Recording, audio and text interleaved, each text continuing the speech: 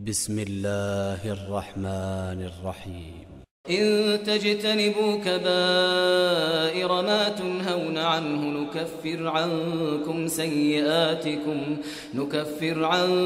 سيئاتكم وندخلكم مدخلا كريما۔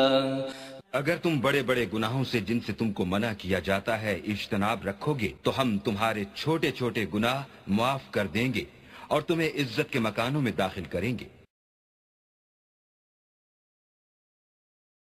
بسم اللہ الرحمن الرحیم، الحمد للہ رب العالمین، وصلی اللہ علی نبینا محمد وعلی آلہ واصحابہ اجمعین۔ ساتھیوں، کبیرہ گناہوں کا جو سلسلہ چل رہا تھا، اسی سلسلے کی آج بھی ایک مجلس ہے جس میں 3 مزید کبیرہ گناہوں کا ذکر ہے۔ آج جن کبیرہ گناہوں کا ذکر ہے ان میں سے پہلی چیز ہے مردوں کا ریشم اور سونا پہننا۔ ریشم اور سونا دونوں معروف چیزیں ہیں، ہم اس کو اچھی طریقے سے جانتے ہیں کہ ریشم کیا ہے اور سونا کیا ہے۔ یہ دونوں چیزیں اس سلسلے میں بڑی اہمیت کی حامل ہیں کہ استعمال کی جانے والی چیزوں میں یہ بڑی اہم اور مہنگی چیزیں مانی جاتی ہیں، اور دونوں کا استعمال خوبصورتی اور زینت کے لیے ہوتا ہے۔ سونا بھی بطور زینت کے اور ریشم بھی بطور زینت کے۔ یہ چیزیں آج بھی ہیں اور آج سے بہت پہلے تھیں، لیکن جانتے ہیں کہ اللہ تبارک و تعالی نے اپنی حکمت سے، اللہ تبارک و تعالی نے اپنے جسے علم حقیقی کہتے ہیں اس کی بنیاد پر اللہ تبارک و تعالی نے ان دونوں چیزوں کو مردوں کے لیے تو حرام قرار دیا ہے اور عورتوں کے لیے حلال قرار دیا ہے۔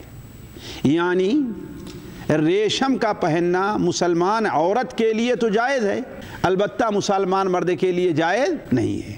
سونا پہننا مسلمان عورت کے لیے تو جائز ہے، البتہ مسلمان مرد کے لیے جائز نہیں ہے۔ وہ چاہے انگوٹھی کی شکل میں ہے، زنجیر چین کی شکل میں ہے یا کسی اور شکل میں ہے، مسلمان مرد کے لیے سونا یہ قطعاً ناجائز اور حرام ہے۔ جیسا کہ نبی کریم صلی اللہ علیہ وسلم کی بڑی مشہور حدیث ہے، حضرت علی رضی اللہ عنہ فرماتے ہیں کہ اللہ کے رسول صلی اللہ علیہ وسلم نے ایک بار اپنے دستے مبارک میں سونا لیا، پہلے ریشم لیا اور اسے اپنے دائیں ہاتھ میں پکڑ کر کے اشارہ فرمایا، پھر سونا لیا اور اپنے بائیں ہاتھ میں پکڑ کر کے اشارہ فرمایا، یہ دونوں میری امت کے مردوں پر حرام ہیں، یہ دونوں میری امت کے مردوں پر حرام ہیں۔ اس کا مطلب کیا ہوا؟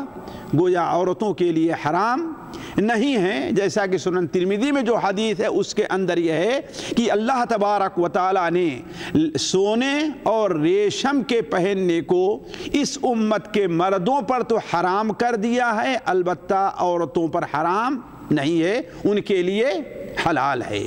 اسی لفظ حرمت سے علماء نے اسے کبیرہ میں شمار کیا ہے۔ کیوں؟ اس لیے کہ اس کے اوپر اللہ کے رسول صلی اللہ علیہ وسلم نے ایک بہت بڑی وعید سنائی ہے۔ چنانچہ صحیح بخاری اور صحیح مسلم میں ہے کہ آپ نے ارشاد فرمایا کہ جو شخص سونا اور ریشم مرد اس دنیا میں پہنے گا، اللہ تبارک و تعالی آخرت میں اسے نہیں پہنائے گا۔ آخرت میں نہ پہنانے کا 2 معنی ہو سکتا ہے۔ ایک معنی تو یہ ہے کہ جہاں پر آخرت میں یہ دونوں چیزیں پہننے کو ملیں گی وہاں اس کا پہنچنا نہ ہوگا۔ اور کہاں ملیں گی؟ وَلِبَاسُهُمْ فِيهَا حریر، جنت میں پہننے کے لیے کیا دیا جائے گا؟ ریشم دیا جائے گا۔ تو چونکہ آپ نے بیان فرمایا کہ آخرت میں محروم ہوگا، اس کا مطلب کیا ہے کہ گویا آخرت میں اللہ تعالیٰ نعوذ باللہ من ذالک ایسے لوگوں کو جنت میں داخل نہیں کرے گا۔ ایک چیز۔ دوسرا معنی علماء نے یہ بیان کیا ہے کہ اگر وہ اپنے گناہوں کی سزا چکھ کر کے جنت میں جاتا بھی ہے، اگر اپنے گناہ کی اس کی سزا چکھ کر کے جنت میں جاتا بھی ہے، وہ سزا کئی طرح کی ہو سکتی ہے، وہ سزا قبر میں بھی ہو سکتی ہے، وہ سزا حشر کے میدان میں بھی ہو سکتی ہے، اور وہ سزا جہنم میں بھی ہو سکتی ہے، جہنم میں بھی ہو سکتے ہیں۔ تو اگر ان جگہوں میں سزا چکھنے کے بعد اگر وہ جنت میں جاتا بھی ہے تو جنت میں اسے دوسری چیزیں تو ملیں گی پہننے کے لیے، البتہ سونا اور ریشم اس کو نہیں ملے گا۔ تو علی کل حال اس وعید کی بنیاد پر بھی علماء کہتے ہیں کہ مردوں کے لیے سونا اور مردوں کے لیے ریشم پہننا کیا ہے؟ یہ ناجائز اور حرام ہے۔ یہاں پر ایک بات واضح کر دی جائے کہ اللہ کے رسول صلی اللہ علیہ وسلم نے کس کا؟ ریشم کا ذکر فرمایا ہے۔ اس سے وہ ریشم مراد ہے جو اصلی ریشم ہوا کرتا ہے۔ جو ریشم کے جو کیڑے ہوتے ہیں وہ جو دھاگے بناتے ہیں اس سے پھر دھاگا بنایا جاتا ہے، اس سے کپڑا بنا جاتا ہے۔ وہ ریشم آج جسے حریر کہتے ہیں اور آج مارکیٹ میں پایا جا رہا ہے، بعض نباتات جو ملائم ہوتی ہیں ان سے دھاگے بنا کر کے، اس سے یہ ریشم مراد نہیں ہے۔ کیوں؟ اس لیے کہ وہ حقیقت میں ریشم نہیں ہے، حقیقت میں ریشم نہیں ہے۔ اس کے ساتھ جس طریقے سے وہ ملائم ہوتا ہے یہ بھی ملائم ہوتا ہے، اس نرمی اور ملائم ہونے کی وجہ سے کو لوگوں نے ریشم کہا ہے، وہ ریشم نہیں ہے۔ لہذا اس کا پہننا مردوں کے لیے کیا ہوگا؟ جائز ہوگا۔ لیکن ایک بات ہے، اگر اس کے اندر وہ ملائم پن، وہ نزاکت، وہ نرمی پائی جائے جو عام طور پر عورتوں کے لباس میں ہوا کرتی ہے، جو ملائم پر عورتوں کے لباس میں ہوتا ہے، تو وہ بھی مردوں کے لیے مناسب نہیں ہوگا۔ کیوں؟ تاکہ عورتوں کی اس بارے میں مشابہت نہ ہو۔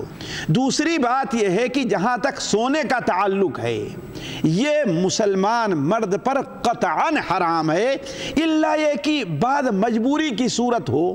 مثال کے طور پر دانت ہے، مثال کے طور پر دانت کے طور پر لگانا ہے، یا بسا اوقات پہلے یہ کام ہوتا تھا کہ ناک وغیرہ کٹ جائے تو وہاں پر لگایا کرتے تھے۔ اگر ایسی صورت ہے کہ دانت دوسرا لگاتے ہیں لیکن اس میں جلدی خراب ہو جاتا ہے یا بدبو پیدا ہو جاتی ہے، اس کے بجائے سونے کا لگائیں تو وہ کام، تو ایسی معمولی چیزوں کی اجازت تو دی جا سکتی ہے، ورنہ کسی اور چیز کی، حتیٰ کہ یہ بات پہلے گزر چکی ہے کہ گھڑی کی جو سوئیاں وغیرہ ہیں اس کی بھی علماء نے اسے بھی منع کرنے، وہ اختلاف ہے لیکن بہت علماء منع کیا ہے۔ جیسے بٹن وغیرہ ہے تو ریشم کی یہ چیز بھی اس کے سونے کی یہ چیز جائز نہیں ہوگی۔ البتہ جہاں تک ریشم کا تعلق ہے، ریشم اگر کسی کپڑے میں ملا ہوا ہے اور دوسرا چاہے کاٹن ہے، نائلن ہے یا اور چیز ہے وہ زیادہ ہے اور ریشم کم ہے، یا انسان پورا کپڑا تو اس کا کیا ہے؟ عام کاٹن کا ہے، البتہ یہاں پر جیسے دیکھیں بعض سعودی لوگ جو بشت وغیرہ پہنتے ہیں وہ، یا کہیں کوٹ وغیرہ ہو، یا بعض لوگ پہلے جو جبہ وغیرہ پہنتے تھے اس کی جو ڈھوڑی بٹن بنائی جاتی تھی، ایسی چیزیں ہیں تو اس کی اجازت شریعت میں ہے۔ کیونکہ صحیح مسلم میں اور سنن ابو داؤد میں ہے کہ اللہ کے رسول صلی اللہ علیہ وسلم، حضرت عمر فاروق کا قول ہے کہ اللہ کے رسول صلی اللہ علیہ وسلم نے 2 انگلی، 3 انگلی، 4 انگلی کے برابر ریشم کی اجازت دی ہے۔ تو علی کل حال عام حالات میں ریشم کا پہننا اگر کوئی مجبوری نہیں ہے مسلمان کے مرد کے لیے تو وہ جائز نہیں ہے، لیکن بعد مجبوری کی حالت میں اجازت دی گئی۔ مثال کے طور پر کسی انسان کے جسم میں الرجی ہے اور کوئی دوسرا کپڑا اب مناسب نہیں ہو رہا ہے، جیسا کہ سعد بن ابی وقاص کی روایت ہے کہ اللہ کے رسول صلی اللہ علیہ وسلم نے انہیں ایک جسم کے اندر خارش تھی تو اس کے لیے ریشم کا کپڑا وقتی طور پہننے کی اجازت دی ہے۔ یا ایک آدمی ہے اس کے پاس اور کوئی کپڑا ہے ہی نہیں، کسی نے کیسا کپڑا دیا ہے؟ ریشم کا ہے۔ یا ایک آدمی ہے بہت سردی لگ رہی ہے، صرف ایک کپڑا ہے، دوسرا کپڑا اس کے پاس کیا ہے؟ ریشم کا ہے۔ تو ایسی مجبوری کی حالت میں اگر ریشم پہنے تو جائز ہے، ورنہ عام حالات میں جائز نہیں ہے۔ دوسرا کبیرہ آج جس کا ذکر ہے وہ غلام کا بھاگنا ہے۔ دیکھیے آج ساتھیوں یہ چیز تو نہیں ہے، آج یہ چیزیں نہیں ہیں. ایک زمانہ تھا، بلکہ یہ ماضی قریب تک دنیا میں کچھ ایسے لوگ پائے جاتے تھے جنہیں غلام کہا جاتا تھا، اور عورتوں کو لونڈی یا باندی کہا جاتا تھا. یہ کون سے لوگ تھے؟ یہ وہ لوگ ہیں جنہیں بیل، بھینس، بکریوں کے طریقے سے پیسے سے خریدا اور بیچا جاتا تھا. خریدا اور بیچا جاتا تھا. اور یہ انسان، حالانکہ اللہ تعالیٰ نے ہر ایک کو آزاد پیدا کیا ہے، لیکن یہ چیز ظاہر کیسے ہوئی تھی؟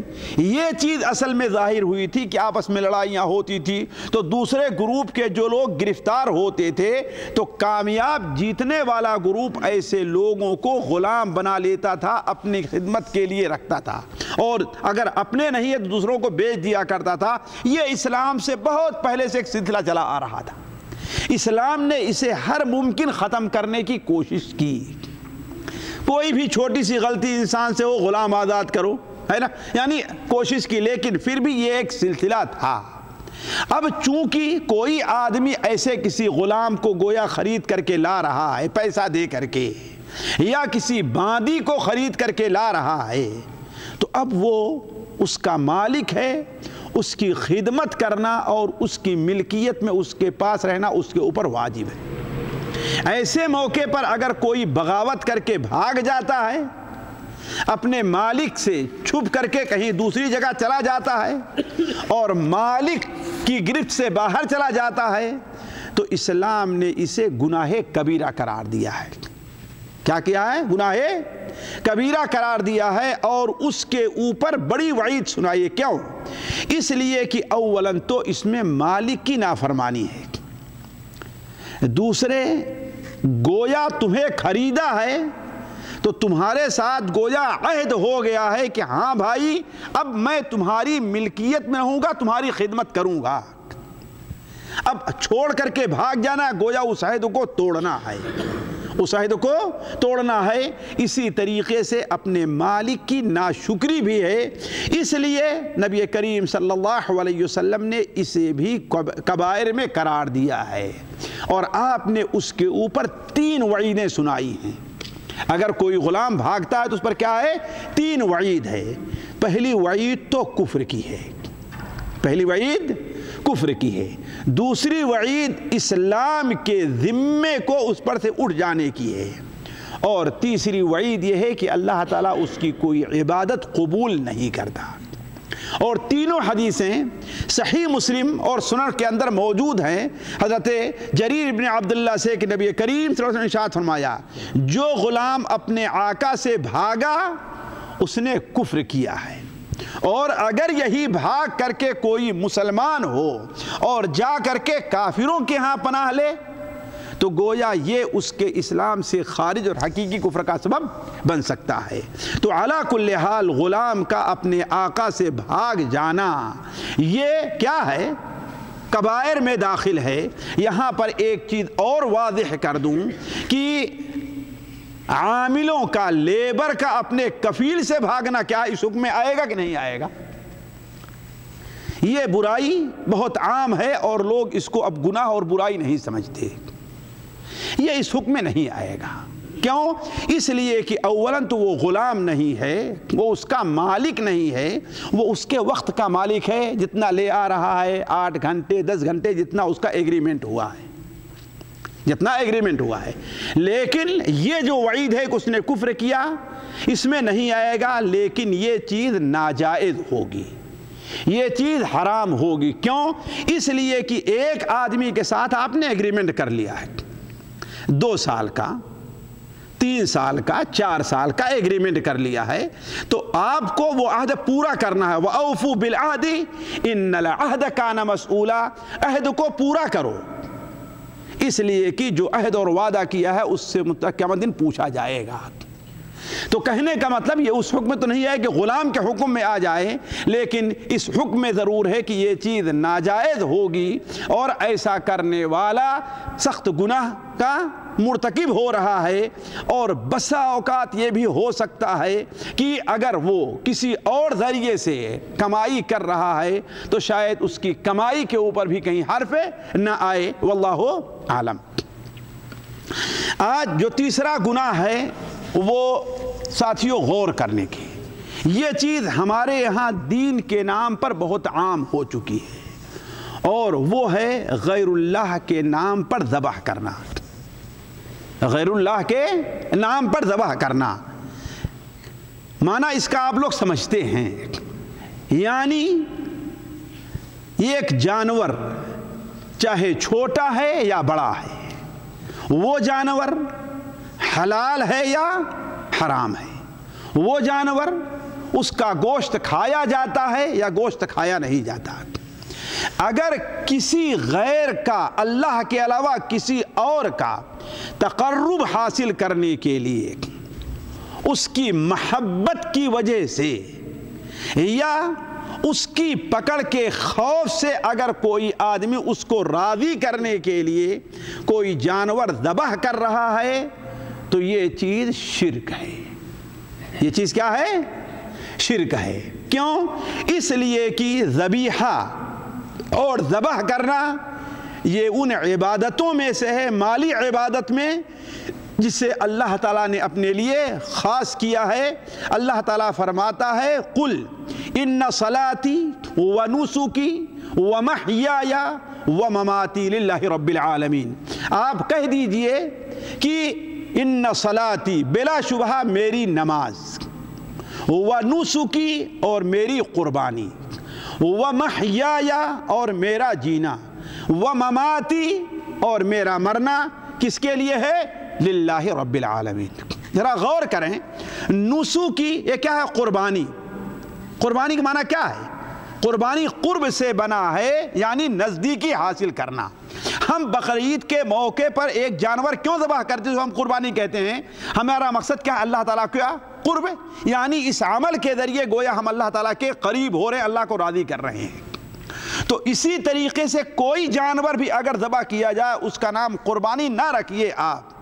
کسی قبر والے کو، کسی پیر کو، کسی اور شخص کو اگر راضی کرنا مقصد ہے، جیسے آج ہمارے ہاں بہت عام ہے، مزارات کے اوپر لے جا کر کے مرغے، مزارات پر لے جا کر کے بکرے، حتیٰ کہ ان کے نام پر، بلکہ اب تو عبد القادر جیلانی کے نام پر سال بھر لوگ بکرا اور مرغا چھوڑے رہتے ہیں کہ 11ویں کے موقع پر ذبح کریں گے۔ یہ جانور اگر اللہ کا نام لے کر بھی ذبح کیا جائے، بسم اللہ اللہ اکبر، لیکن اللہ کو راضی کرنا مقصود نہیں، کس کو راضی کرنا مقصود ہے؟ اس قبر والے کو۔ کس کا تقرب حاصل کرنا مقصود ہے؟ اس قبر والے کا۔ تو یہی چیز شرک، بلکہ شرک اکبر ہے۔ ایسا انسان مسلمان نہیں رہ جاتا اگرچہ دل میں 100 بار لا الہ الا اللہ محمد رسول اللہ پڑھتا ہے، ایسا شخص مسلمان نہیں رہ جاتا، اس کا شمار مشرکین میں ہے، اس کا شمار مشرکین میں ہے۔ یہ کسی کے لیے جائز نہیں، اللہ کے لیے علاوہ۔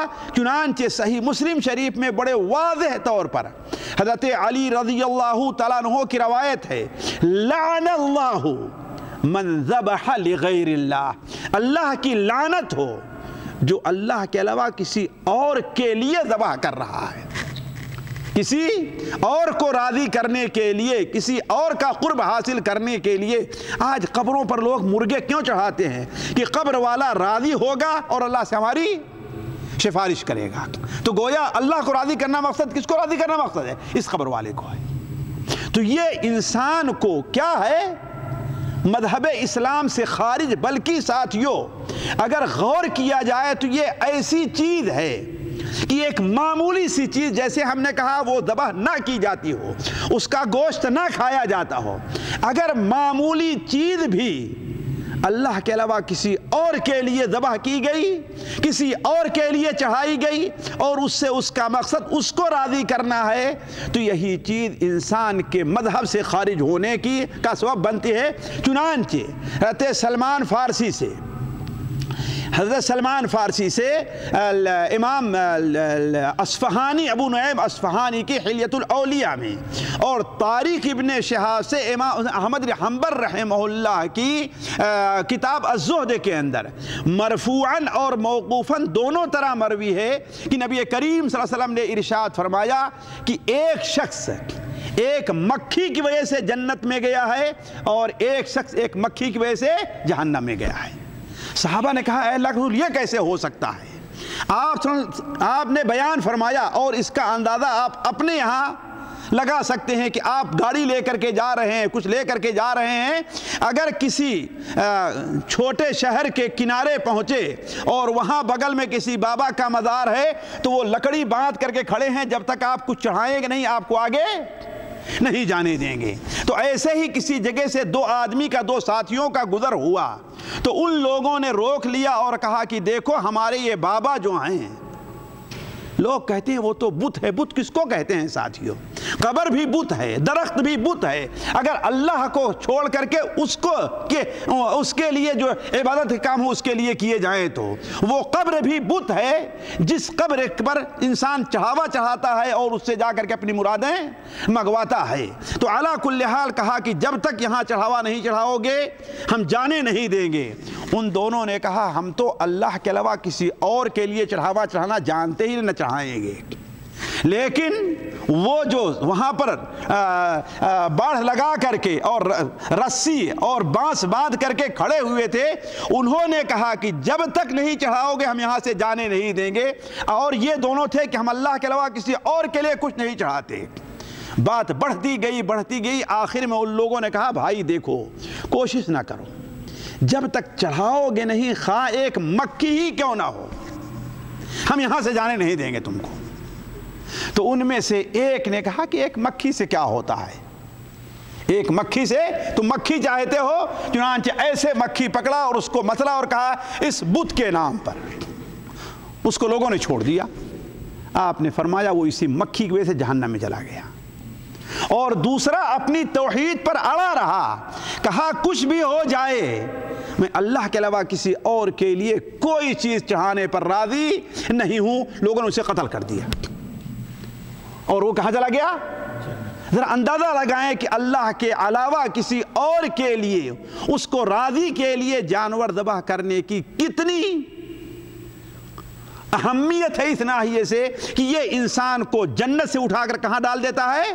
جہنم میں پہنچا دیتا ہے۔ تو غیر اللہ کے نام پر ذبح کرنا، اسے راضی کرنے کے لیے، اسے خوش کرنے کے لیے، یہ کیا ہے؟ شرک ہے۔ بلکہ بعض علماء عقیدہ نے تو یہاں تک لکھا ہے کہ اگر کوئی مہمان آپ کے پاس آتا ہے اور اس سے کوئی آپ کا کام اٹکا ہوا ہے، مثال کے طور پر ایک وزیر آیا، مثال کے طور پر ایک جج آیا آپ کے پاس، ایک قاضی آیا، آپ کے پاس یہ استطاعت نہیں ہے کہ اس کے لیے 2 4 6 آدمیوں کو اکٹھا کریں، آپ اس کے لیے مرغہ ذبح کریں یا بکرا ذبح کریں، لیکن آپ ڈر رہے ہیں کہ اگر اس کے لیے 2 4 آدمی کا ہم نے اہتمام نہیں کیا اور مرغہ یا بکرا نہیں ذبح کیا تو وہ ناراض ہوگا اور میرا کام جو اٹکا ہوا ہے وہ رک جائے گا۔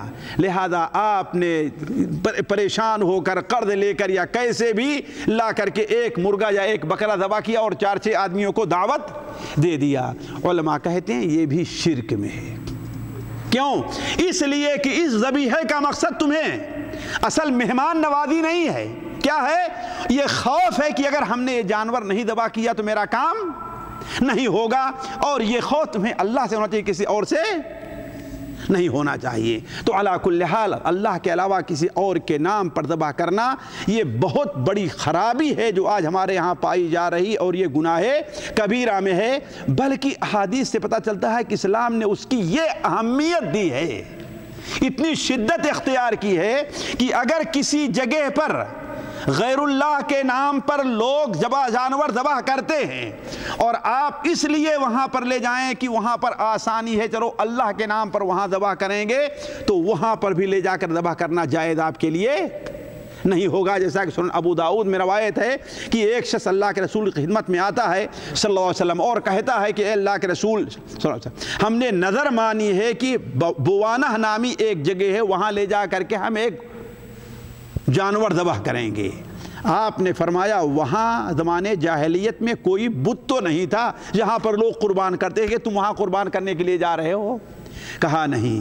کہا وہاں پر کہیں میلہ غیر مسلموں کی عیدیں تو نہیں لگتی تھیں کہ وہاں پر لوگ جو ہے اہتمام سے جاتے جانور ذبح کرتے تھے؟ کہا نہیں۔ تو آپ نے کہا جاؤ اپنی نظر کو پوری کرو۔ ذرا غور کریں، گویا زمانے جاہلیت میں اگر وہاں کوئی جانور ذبح ہوتا تھا غیر اللہ کے نام پر تو وہاں لے جا کر کے اللہ کے نام پر جانور ذبح کرنے کی اجازت نہیں ہے۔ علی کل حال یہ بہت بڑی خرابی ہے۔ آج بہت سے لوگ جو جھاڑ پھونک کرتے ہیں اس برائی کے اندر مبتلا ہیں، اپنے کو سلفی صحیح عقیدے اہل حدیث کہیں گے، لیکن لوگوں سے پیسہ مانگتے ہیں کہ ہمیں اتنا گوشت خریدنا، ایک مرغا خریدنا۔ کیوں؟ اس لیے کہ ہم اس جن کو دیتے ہیں۔ کیا؟ اس جن کو دیتے ہیں۔ گویا تم جن کو راضی کرنے کے لیے ایک مرغا دے رہے ہو، یہ اسی حکم میں آئے گا، اسے تم ذبح کر رہے ہو۔ تو علی کل حال یہ چیز قطعاً ناجائز حرام ہے۔ اللہ تعالی ہمیں اور آپ کو ہر قسم کے شرک سے محفوظ رکھے، ہر قسم کے گناہ کبیرہ سے بچنے کی توفیق عطا فرمائے۔ سبحانک اللہم و بحمدک، اشہد ان لا الہ الا انت، استغفرک و اتوب الیک۔